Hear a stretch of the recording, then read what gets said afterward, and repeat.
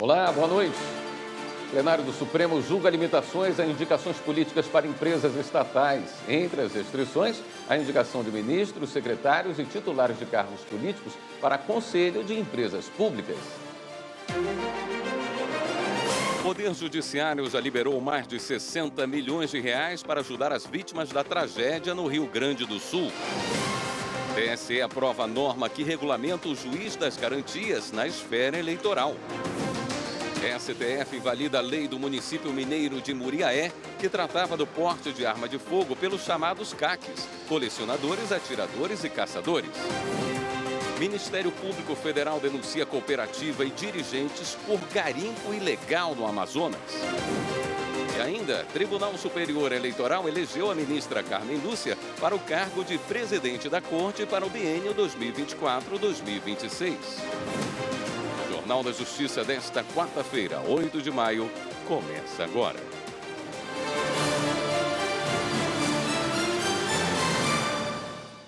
O Tribunal Superior Eleitoral elegeu a ministra Carmen Lúcia para o cargo de presidente da Corte durante o biênio 2024-2026.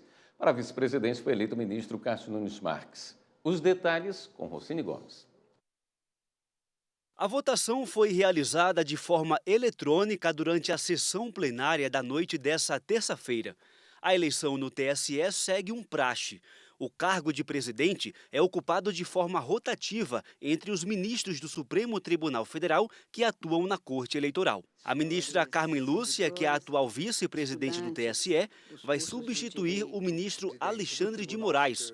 Nunes Marques será o vice. Eu agradeço em meu nome, no nome do ministro Cássio Nunes Marques, a confiança do tribunal pelos votos que nos foram dados, nos comprometendo os dois, a como temos feito, a honrar a Constituição, as leis da República e nos comprometer inteiramente com responsabilidade e absoluta dedicação a que o Tribunal Superior Eleitoral, a Justiça Eleitoral Brasileira, continue presente a cumprir a sua função constitucional em benefício da democracia brasileira. Carmen Lúcia vai assumir a presidência pela segunda vez. Em 2012, ela foi a primeira mulher a comandar o Tribunal Superior Eleitoral. Muito obrigada aos senhores ministros que votaram e nos deram essa possibilidade de contribuirmos, de trabalharmos, no meu caso, mais uma vez, nessa justiça eleitoral que tanto bem tem feito a democracia brasileira.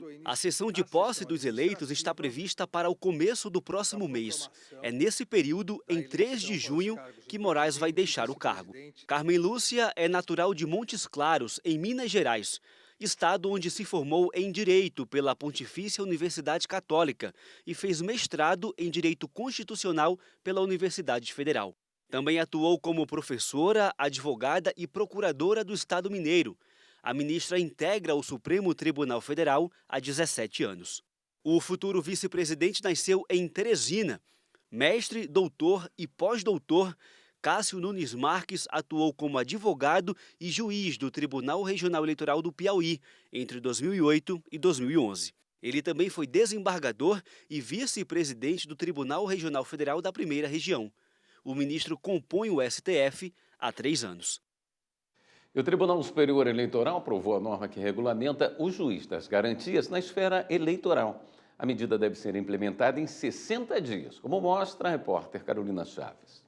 A regulamentação foi aprovada por unanimidade na sessão administrativa do TSE. O texto aprovado pelos ministros foi elaborado por um grupo de estudo do tribunal, instalado em fevereiro deste ano. O juiz das garantias foi criado pelo pacote anticrime em 2019 e tem a função de acompanhar as investigações.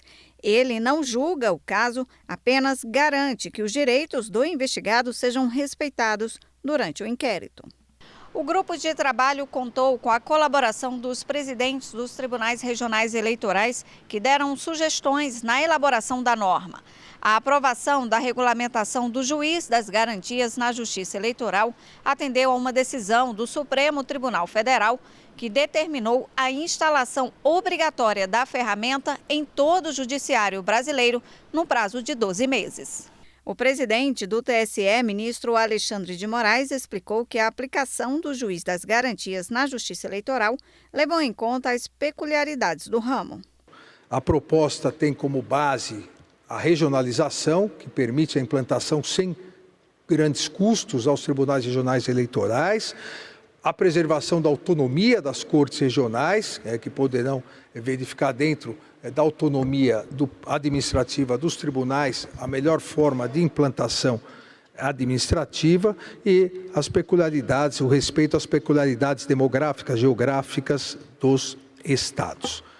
A norma aprovada prevê o prazo de 60 dias para implementar o juiz das garantias nos TREs. A ferramenta já deverá ser usada em investigações de supostos crimes eleitorais nas eleições municipais de outubro. O juiz das garantias será implementado de forma regionalizada, com criação de núcleos regionais eleitorais das garantias. Os juízes que vão atuar serão escolhidos por cada tribunal. A competência territorial, a estrutura e o funcionamento dos núcleos também serão definidos por cada TRE, levando em conta aspectos geográficos, administrativos e financeiros de cada localidade. Essa estrutura deve ser comunicada ao TSE. Caberá ao Núcleo Regional Eleitoral conduzir os inquéritos, procedimentos de investigação criminal do Ministério Público e demais processos de investigação das zonas eleitorais da região, até o oferecimento da denúncia ou queixa-crime. A partir daí, o processo é encaminhado ao juiz eleitoral competente para analisar o caso, decidir sobre a aplicação de prisão cautelar e julgar a ação penal. O Supremo Tribunal Federal declarou inconstitucional uma lei do município de Muriaé, em Minas Gerais, que reconhecia as atividades de colecionador, atirador e caçador como atividades de risco. Para o tribunal, é competência da União legislar sobre o porte e uso de armas. Amanda Mustafa traz as informações. A decisão unânime foi tomada durante sessão do plenário virtual que terminou nesta segunda-feira, no julgamento de arguição de descumprimento de preceito fundamental apresentada pelo presidente da República, Luiz Inácio Lula da Silva, representado pela Advocacia Geral da União. A ação questionando a lei do município de Muriaé é uma das 10 apresentadas pelo presidente ao STF contra leis estaduais e municipal que facilitam o porte de arma de fogo.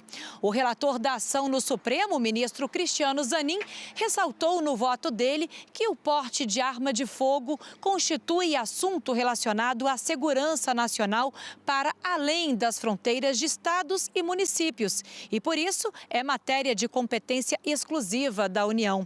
O ministro acrescentou que existe jurisprudência do Supremo para declarar a inconstitucionalidade de normas estaduais ou municipais que tratem do risco da atividade de atiradores desportivos, como é o caso da Lei de Muriaé. A primeira turma do Supremo entendeu que reclamação contra a decisão trabalhista não é um instrumento jurídico que substitui a necessidade de entrar com ação rescisória. Os ministros, por maioria de votos, aplicaram jurisprudência consolidada do STF. Quem explica essa decisão é Evne Araújo. No julgamento, a primeira turma negou reclamação movida pelo município de São Luís, no Maranhão, contra decisões de tribunais trabalhistas que reconheceram a responsabilidade subsidiária do município por dívidas de empregadores. Para a maioria dos ministros, a prefeitura entrou no STF com uma reclamação no lugar de uma ação rescisória. No voto, a ministra Carmen Lúcia entendeu que não caberia recurso por meio de reclamação, porque a ação já havia transitado em julgado. A relatora foi acompanhada pelos ministros Flávio Dino e Luiz Fux. A reclamação nem tem natureza recursal, nem substitui o recurso, nem tem natureza revisional, de rescisória. Não pode, nós temos adotado que isso não pode acontecer. Se nós dissermos que por via de reclamação pode-se desconstituir a coisa julgada, com base nesse fundamento, muito embora a lei que não foi declarada inconstitucional diga que é inadmissível a reclamação, se houver trânsito julgado de decisão, nós estaremos infirmando a súmula e estaremos abrindo a porta para várias reclamações sobre várias matérias. O manejo dos instrumentos próprios, que são muitos, é substituído pela via cômoda da reclamação para o Supremo. Se nós dermos essa largueza à reclamação, nós estamos criando uma ação rescisória sem prazo decadencial. Os ministros Alexandre de Moraes e Cristiano Zanin abriram divergência.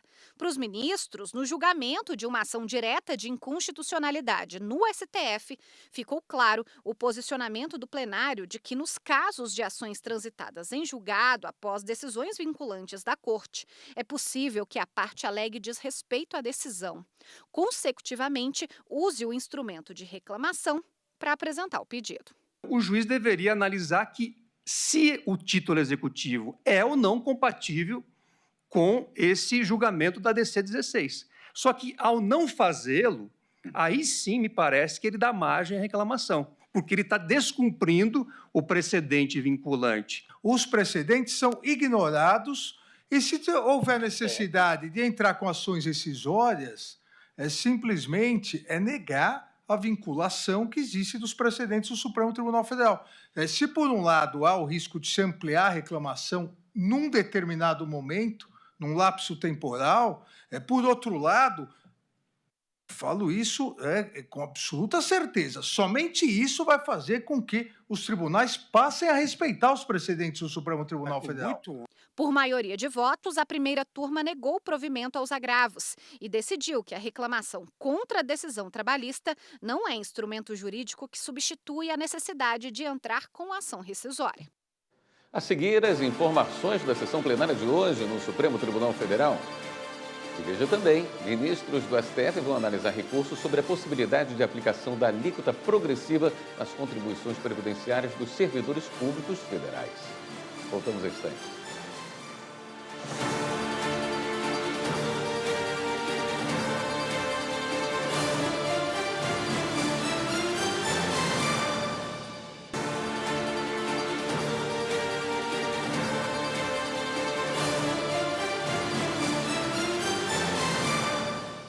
O ministro do Supremo Tribunal Federal, Alexandre de Moraes, marcou as datas das audiências de testemunhas na ação penal contra policiais militares do Distrito Federal no âmbito dos ataques do dia 8 de janeiro de 2023. As audiências de instrução começam na próxima segunda-feira, dia 13, por videoconferência, com testemunhas como o governador do Distrito Federal, Ibanez Rocha, e o ex-interventor na Segurança Pública do DF, Ricardo Capelli. Após esse período de depoimentos de testemunhas, os oficiais serão ouvidos. O Supremo Tribunal Federal retomou o julgamento sobre limitações às indicações políticas para empresas estatais. Os ministros discutem restrições à indicação de ministros, secretários e titulares de cargos políticos para Conselho de Empresas Estatais. A repórter Marta Ferreira acompanhou. As regras em discussão estão previstas na Lei das Estatais, que é de 2016. São questionados trechos que proíbem a indicação de ministros de Estado, secretários estaduais e municipais e titulares de cargo de natureza especial, de direção ou de assessoramento na administração pública para cargos no Conselho de Administração e Diretoria de Empresas Estatais. Também põe quarentena de 36 meses para pessoas que participaram de campanhas eleitorais ou integraram as estruturas de decisão dos partidos políticos. O questionamento no Supremo foi feito pelo PCdoB. O partido alega que as restrições impedem a atuação de profissionais com habilidades e experiências necessárias para as finalidades públicas das empresas, além de barrar a livre concorrência de candidatos preparados. Em março de 2023, antes de se aposentar, o relator do processo, o ministro Ricardo Lewandowski, em caráter liminar, suspendeu trechos da lei. Votou por suspender parcialmente a vedação, considerando possível a indicação para as estatais de ministros de Estado, secretários estaduais e municipais e outros ocupantes de cargos, e por manter a quarentena de 36 meses apenas aos que ainda participam ativamente de partidos políticos. O plenário analisa se as restrições são constitucionais e se mantém ou não a decisão do ministro Ricardo Lewandowski. Primeiro a votar, o ministro André Mendonça divergiu do relator, sendo favorável à manutenção das restrições. Na retomada do julgamento, reafirmou o voto. Relembrando que em 2014 as empresas estatais tiveram um prejuízo de 1,390 bilhões de reais.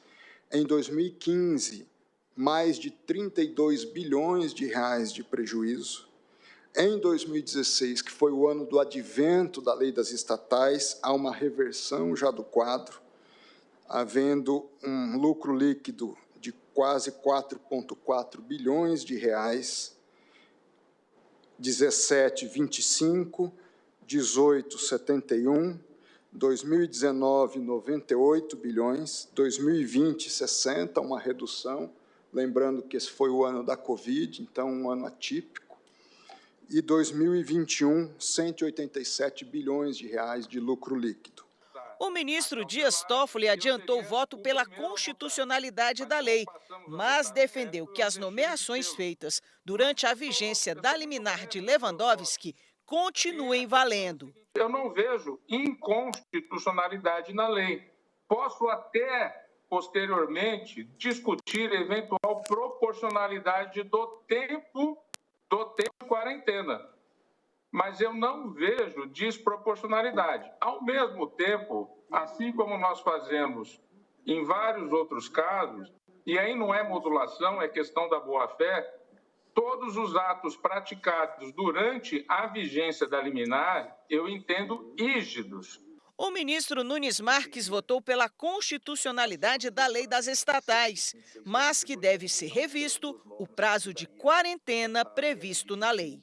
Diante do exposto, pedindo todas as vênias a quem compreende de forma diferente, eu voto para declarar a constitucionalidade do inciso 1 do parágrafo 2 do artigo 17 da Lei 13.303, de 30 de junho de 2016, e 2, declarar a constitucionalidade do inciso 2, parágrafo 2º do artigo 17 da Lei 13.313, de 30 de junho de 2016, dando interpretação conforme a Constituição Federal para adequá-lo à cláusula do devido processo legal material, e assim reduzir o prazo de quarentena para 21 meses. O ministro Flávio Dino votou pela procedência em parte da ação. Preservando uma parte do inciso 1º, tal como enunciei, mas defendendo a eliminação cabal do inciso 2º, posto que é absolutamente incompatível com os direitos fundamentais. Na sequência da sessão, votaram mais 2 ministros. Alexandre de Moraes reconheceu a constitucionalidade dos dispositivos em discussão e seguiu o entendimento de Dias Toffoli para que os já nomeados se mantenham nos cargos. No mesmo sentido, votou o ministro Luiz Roberto Barroso. Depois, o julgamento foi suspenso e será retomado amanhã. E o plenário pode analisar ainda nesta semana um recurso com repercussão geral reconhecida que vai discutir a possibilidade de aplicar a alíquota progressiva nas contribuições previdenciárias dos servidores públicos federais. Entenda na reportagem de Carolina Chaves. A progressão da alíquota nas contribuições dos servidores públicos está prevista na Emenda Constitucional 103 de 2019, conhecida como Reforma da Previdência. A norma alterou o método de contribuição do servidor público federal, acrescentando alíquotas progressivas no percentual de 14%, a depender do valor recebido todo mês pelo servidor. Os pontos da emenda que foram questionados são os que determinam o acréscimo de meio ponto percentual para o servidor federal, que receber entre R$ 5.839,46 e R$ 10.000. O recurso também contesta o acréscimo de 8 pontos percentuais na contribuição para quem recebe acima de R$ 39.000. O recurso ao Supremo foi apresentado pela União contra a decisão do Tribunal Regional Federal da 4ª Região, no Rio Grande do Sul. A Justiça Federal condenou a União a devolver para uma servidora federal os valores descontados com a aplicação das alíquotas progressivas previstas na reforma previdenciária de 2019. Os desembargadores entenderam que o desconto no vencimento da servidora pública deveria se limitar a 14%. De acordo com a decisão, o acréscimo progressivo é confiscatório, violando o princípio da isonomia em relação às contribuições dos trabalhadores seletistas. No Supremo, a União quer que os ministros reconheçam a constitucionalidade da progressão da alíquota, desde que observados os princípios da legalidade, da anterioridade, isonomia e capacidade contributiva do servidor. O tema começou a ser julgado em plenário virtual, mas por um pedido de destaque do ministro Luiz Fux, o julgamento será reiniciado no plenário físico. O recurso teve repercussão geral reconhecida diante da relevância da causa e do impacto no pagamento de milhares de servidores federais, aposentados e pensionistas. Por isso, a decisão vai valer para todos os processos do mesmo tema. A seguir, o Poder Judiciário contabiliza repasses de mais de 80 milhões de reais para ajudar as vítimas da tragédia no Rio Grande do Sul. E ainda, a TSE acolhe recurso do Ministério Público Eleitoral e condena o PTB por fraude à cota de gênero. Os detalhes no próximo bloco. Até já.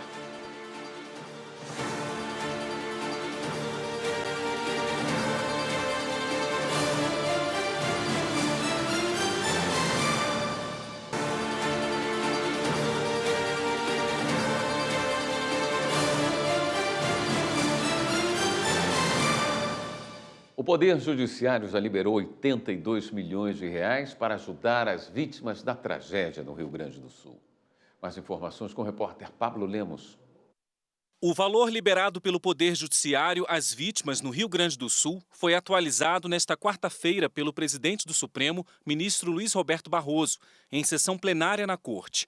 Até o fim da tarde, 82 milhões de reais foram recolhidos de valores recebidos pela Justiça em razão de penas pecuniárias e destinados para a Defesa Civil do Estado e entidades assistenciais. É uma colaboração importante para ajudar a enfrentar os estragos causados pelas fortes chuvas no estado, em que milhares de pessoas estão desabrigadas e enfrentando falta de água, falta de alimentos, um desabastecimento imenso. O repasse ao Estado só foi possível após recomendação do Conselho Nacional de Justiça. O documento permite que o Rio Grande do Sul receba de tribunais estaduais, regionais e da Justiça Militar valores depositados judicialmente como prestações pecuniárias e outros benefícios legais. Outra consequência da tragédia é a perda ou destruição de documentos de identidade e certidões. Nesta quarta-feira, a Corregedoria-Geral da Justiça do Rio Grande do Sul coordenou uma ação nos abrigos da região metropolitana de Porto Alegre. O objetivo foi identificar aqueles que perderam a via original da certidão de nascimento e casamento para solicitar a segunda via de forma gratuita.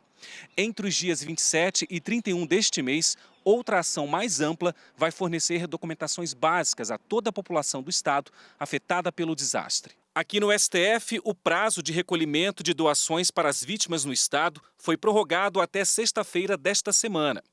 As doações são levadas para a base da Força Aérea Brasileira, responsável pelo transporte. Eu visitei na base aérea de São Paulo o centro de logística de distribuição desses materiais. E, aliás, conversei com os coordenadores desse processo, o comandante do 4º Comar, Brigadeiro Macedo, e o comandante da base aérea, Coronel Tiago.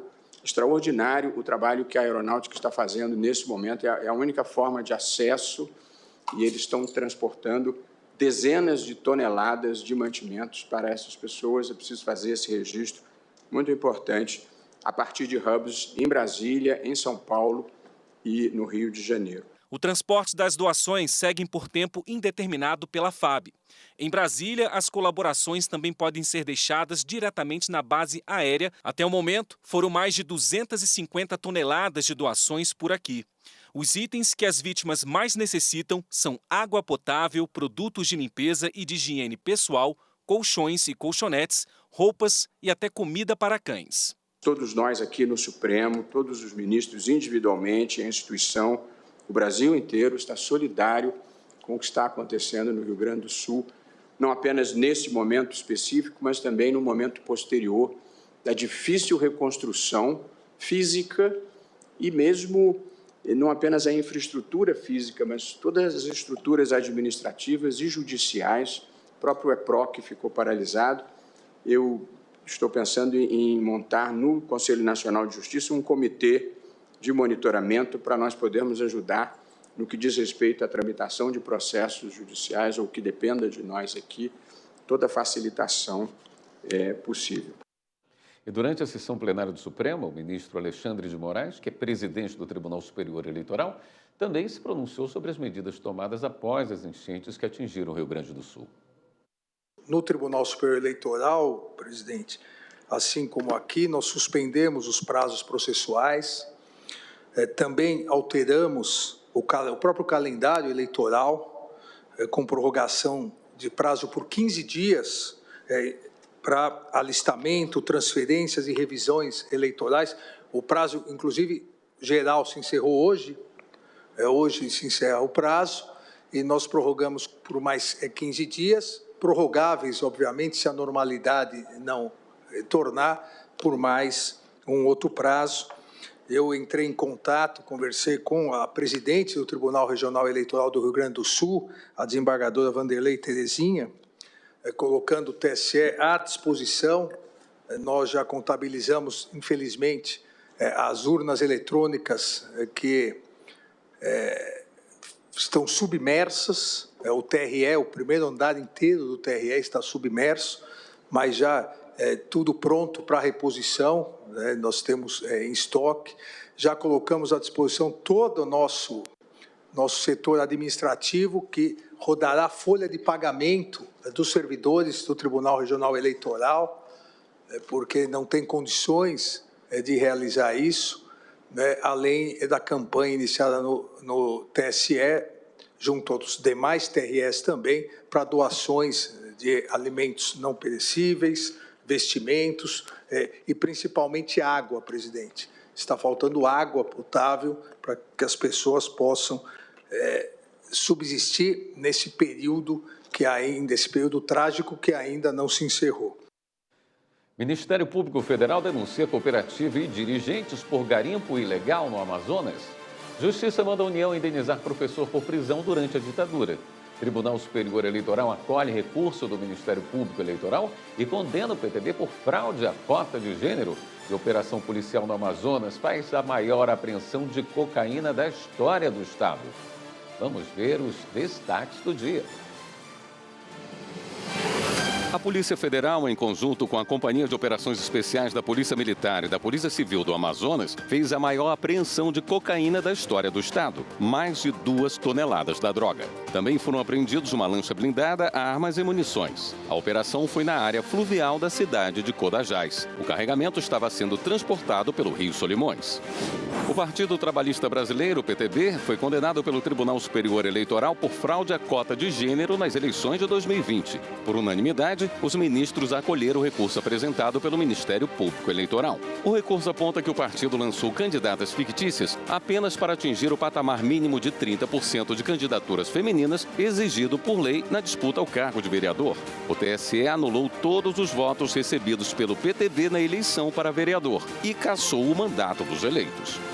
A Justiça Federal determinou que a União pague uma indenização de R$1 milhão por danos morais ao professor João Florencio Júnior, de 73 anos, que foi preso e torturado em Pernambuco quando ainda era estudante, acusado de envolvimento com práticas subversivas. Na sentença, a juíza afirma que a Constituição assegura que não será excluído de análise pela Justiça qualquer ato lesivo ou de violação dos direitos humanos.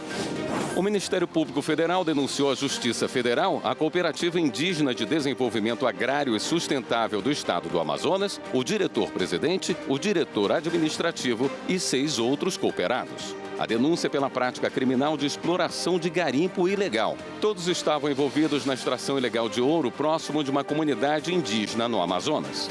O Ministério Público Federal ainda pediu a suspensão da atividade de pesquisa mineral pela cooperativa, a suspensão de todas as atividades econômicas do grupo e o impedimento de que denunciados ingressem em áreas de garimpo. Eles devem responder pela prática criminosa de exploração mineral e podem pegar mais de 5 anos de prisão. A seguir, o Ministério Público quer que o governo do Rio de Janeiro contrate professores indígenas para os povos que ficam em Angra dos Reis e Paraty.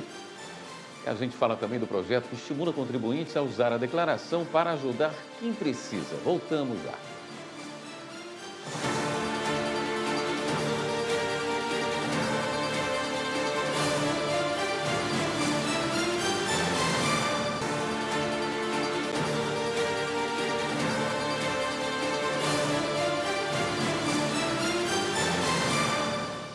Colegiados de Direito Privado do Superior Tribunal de Justiça vão julgar processos com pedido de danos morais contra a Braskem. As informações com a repórter Marina Campos.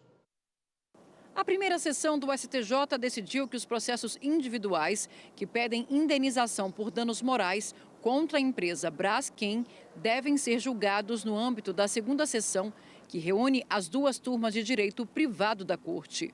O ministro Gurgel de Faria, que é integrante da primeira sessão, suscitou questão de ordem sobre a competência ao julgar um agravo em recurso especial de pessoas atingidas pelo colapso da mina de Salgema da empresa em Maceió.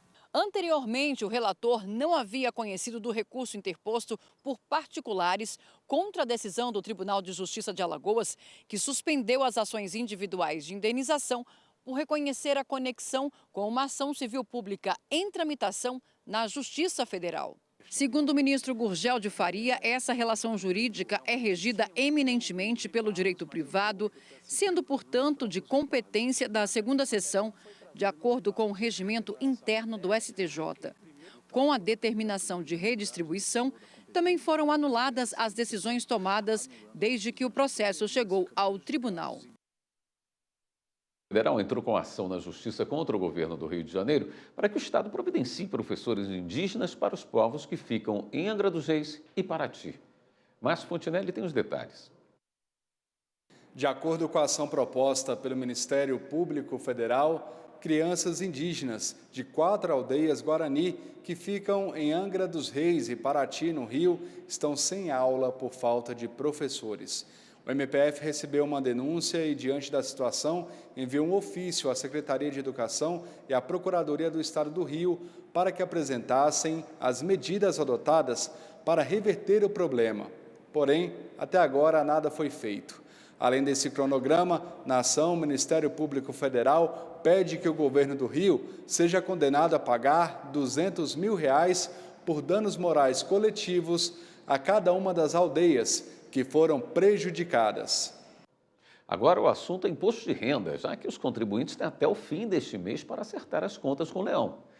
Olha que projeto interessante. A campanha Restitua Amor do Judiciário do Amazonas incentiva os contribuintes a destinarem parte do imposto a fundos dos direitos da criança e adolescente.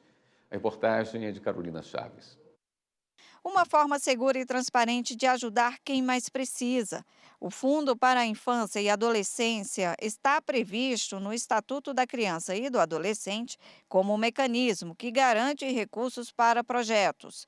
Quem contribui para o fundo ajuda a financiar ações para amparar crianças e adolescentes em situação de vulnerabilidade social, vítimas de exploração sexual, de maus tratos ou dependentes de drogas. Os recursos são administrados pelos Conselhos de Direitos da Criança e do Adolescente nos municípios, nos estados, do Distrito Federal e da União. Muita gente não sabe, mas a legislação do imposto de renda permite que sejam destinados até 3% do imposto devido a esse fundo. O contribuinte não gasta nada a mais e escolhe onde o dinheiro que está pagando será aplicado. É de olho nesses recursos que o Judiciário tem feito campanhas para conscientizar os contribuintes e estimular a doação. O Conselho Nacional de Justiça tem o projeto Se Renda à Infância, destinado a contribuintes de todo o país. Na mesma linha, tribunais dos estados adotam iniciativas semelhantes, com foco local. É o caso do Tribunal de Justiça do Amazonas, que lançou a campanha Restitua Amor para destinar recursos ao Fundo para a Infância e Adolescência do Estado. Segundo dados da Receita Federal, no ano passado, mais de 3.200 fundos da criança e do adolescente de todo o país receberam doações feitas por contribuintes do imposto de renda. A arrecadação superou 175 milhões de reais. Além dos fundos para a infância, também existem iniciativas para destinar recursos a projetos que amparam idosos. O Tribunal de Justiça do Amazonas apoia a campanha Eu Sou Cidadão Solidário, que arrecada doações ao Fundo Municipal do Idoso. A legislação também permite destinar até 3% do imposto devido a esses fundos. E o que é melhor, o contribuinte pode doar para mais de um fundo na mesma declaração. O advogado Francisco Camargo explica que é uma boa forma de ajudar quem mais precisa sem gastar mais por isso. A pessoa jurídica, ela vai abater do imposto aquele valor que ela está fazendo a doação, e as pessoas físicas também. Então há um benefício não só do abatimento, mas também um benefício social, na medida em que se reforça a ideia de cidadania, quando você direciona parte do imposto para proteger aquelas pessoas que estão vulneráveis, como as crianças que sofreram abusos e etc. Para marcar o mês do trabalhador, o Tribunal Superior do Trabalho e a Escola Nacional de Formação e Aperfeiçoamento de Magistrados do Trabalho, a ENAMAT, promoveram um seminário sobre trabalho, democracia e inclusão social. A conferência de abertura teve a presença do ministro Flávio Dino, do Supremo Tribunal Federal. Repórter Anderson Conrado. O evento foi realizado na sede do Tribunal Superior do Trabalho, em Brasília, e reuniu magistrados, membros do Ministério Público, servidores, advogados e estudantes. Na abertura, o presidente do TST e do Conselho Superior da Justiça do Trabalho, ministro Lélio Bentes Corrêa, ressaltou a dimensão social do trabalho para o ser humano. Quando tratamos de trabalho, óbvio que não estamos nos referindo a qualquer trabalho. Afinal de contas, temos o trabalho escravo, temos o trabalho em condições degradantes, temos o trabalho invisível ou invisibilizado pelos olhos de uma perspectiva de exclusão, uma perspectiva discriminatória. O trabalho que desejamos, ou que o Constituinte de 1988 deseja, é aquele que promove a cidadania e a emancipação do indivíduo. O presidente do TST também prestou solidariedade às vítimas das enchentes que atingem o Rio Grande do Sul. Externando essa solidariedade e exortando a todas e a todos a contribuir com os meios que estiverem ao seu alcance para que possam superar essa tragédia o mais rápido possível. A mesa de abertura contou com a presença do diretor da Escola Nacional de Formação e Aperfeiçoamento de Magistrados do Trabalho, ministro Maurício Godinho Delgado, do ministro do TST, Sérgio Martins, e da juíza Luciana Conforte, presidente da Associação Nacional dos Magistrados da Justiça do Trabalho, a ANAMATRA. Em seguida, o ministro Flávio Dino, do Supremo Tribunal Federal, fez a conferência de abertura. Ele abordou os desafios do trabalho em meio ao debate sobre a regulamentação das redes sociais. As pessoas não se encontram e, por isso, os seminários são importantes. Porque elas permitem o encontro, permitem a reflexão, permitem que sejamos gente. E não serviçais de algoritmos. E não escravos de algoritmos. Eu não estou falando contra a liberdade, pelo contrário, eu estou falando em defesa da liberdade. Porque se a sociedade, homens e mulheres, forem escravos de algoritmos, do tecnodeterminismo, onde isto é liberdade? Na segunda parte do seminário, o assunto foi o trabalho decente como instrumento da liberdade e da igualdade. O mediador foi o ministro Augusto César. Durante o painel, vítimas de trabalho análogo à escravidão compartilharam suas histórias com o público. A conferência de encerramento foi presidida pelo ministro Alexandre Agra Belmonte, com o tema Democracia e Constitucionalismo Humanista e Social. O ministro Maurício Godinho Delgado finalizou o evento. São experiências importantes para se mostrar a relevância da nossa Constituição da República, das leis trabalhistas e, ao mesmo tempo, evidenciar que as críticas que se fazem ao direito do trabalho são críticas injustas, que não visam o aperfeiçoamento, mas visam a minoração, a diminuição, o enfraquecimento da proteção social, o que não é favorável, não é positivo em uma democracia. O Jornal da Justiça fica por aqui. Na sequência, você acompanha o programa Artigo 5º, que hoje vai falar sobre consumidor bancário. E na Rádio Justiça, fique com a Voz do Brasil. Uma ótima noite para você. Até amanhã.